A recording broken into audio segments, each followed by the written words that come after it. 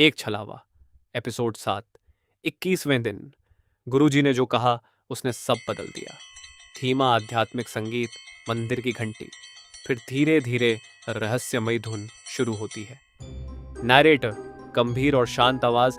पिछले एपिसोड में मैंने आपको बताया 18वीं रात। चंद्रशेखर मुझे अकेला छोड़कर श्मशान से भाग गया था, लेकिन मैंने अपना आसन नहीं छोड़ा।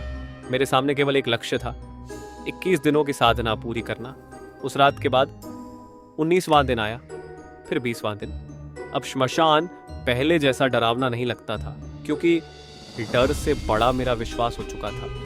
मैंने एक बात समझ ली थी, जिस दिन साधक अपने मन पर विजय पा लेता है, उसी दिन बाहरी भय अपना प्रभाव खो देता है। मैं हर सुबह स्नान करता, गुरु का स्मरण करता और अपने मंत्र जाप में बैठ जाता। अब मुझे न कोई आवाज विचलित करती, न कोई आहट, न कोई परछाई।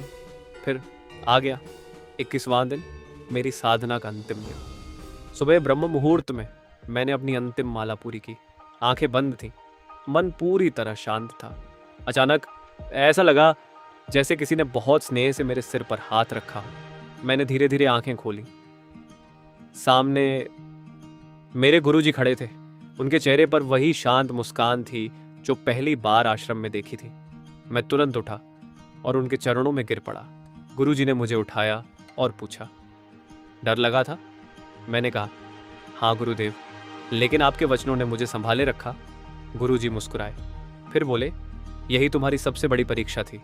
मैंने उनसे पूछा, गुरुदेव, उस रात जो कुछ हमने देखा, क्या वह सच था?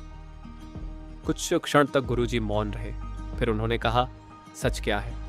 इसका उत्तर हर साधक को स्वयं खोजना पड़ता है। लेकिन एक बात याद रखना, जिस दृश्य से तुम्हारा मंत्र टूट जाए, वह चाहे बाहर हो या भीतर, वह तुम्हारे लिए छलावा ही है। मैंने फिर पूछा, और चंद्रशेखर? गुरुजी का चेहरा गंभीर हो गया। उन्होंने धीरे से कहा, उसकी साधना अधूरी रह गई। अधूरी साधना का घाव बाहर नहीं, मन पर लगता है।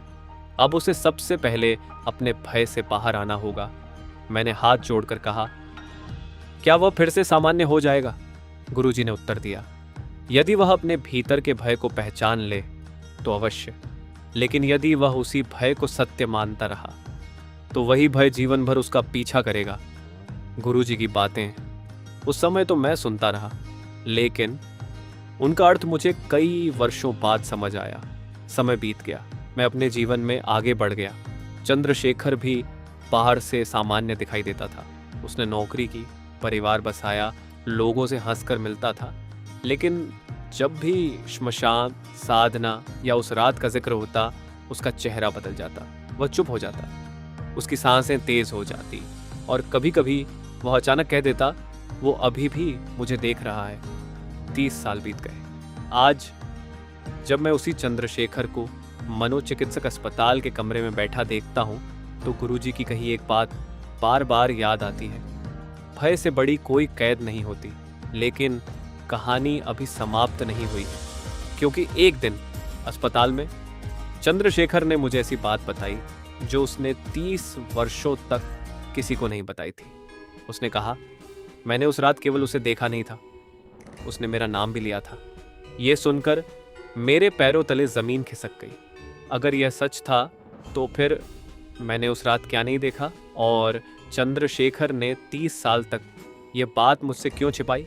इस रहस्य का सबसे बड़ा खुलासा होगा एपिसोड 8 में।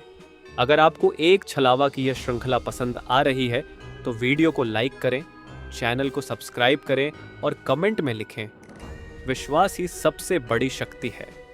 मिलते हैं एपिसोड 8 में।